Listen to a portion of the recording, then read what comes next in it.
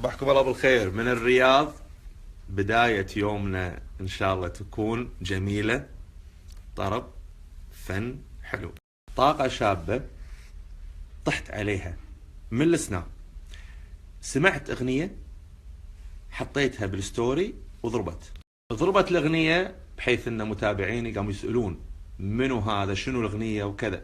لكن شاء القدر أن المطرب بنفسه يتواصل وياي. فنان شاب، طاقة شابة، تواصل معاي وقال لي انت شنو سويت يا ابو جابر؟ الاغنية ضربت. انا تعرفوني من الاشخاص اللي احب ابرز الطاقات الشابة، وهذه طاقة شابة موجودة هني بالرياض، لازم الواحد يعرفها، لازم واحد يعطيها الدعم. وانا واحد الحين التزمت اني اعطي هذه الطاقة الشابة الدعم الكامل ليصير فنان روعة. فنان ان شاء الله عسى الله يوفقه، ما نبي يكون انه بس يبرز بالخليج او بالسعوديه، لا، نبي بالعالم كله ولا المجال. وسمعوا وياي. صبحك الله بالخير. صبحك الله بالنور اخوي فهد العمري. الله يطول عمرك. الطاقه الشابه اللي انا تسلم. معجب فيها.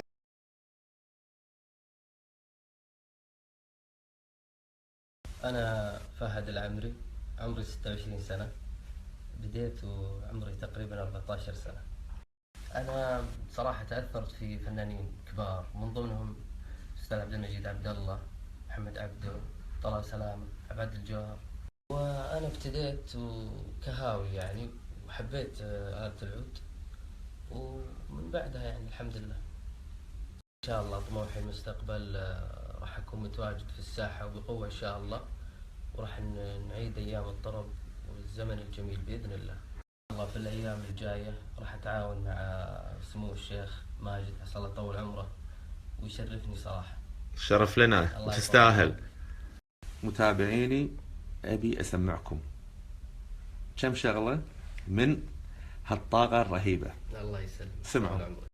ألف مرة قلت لك بعيوني لا، من قلت بسري عاي امنعني، ترى ودي أقضي العمر يا عمري معاي.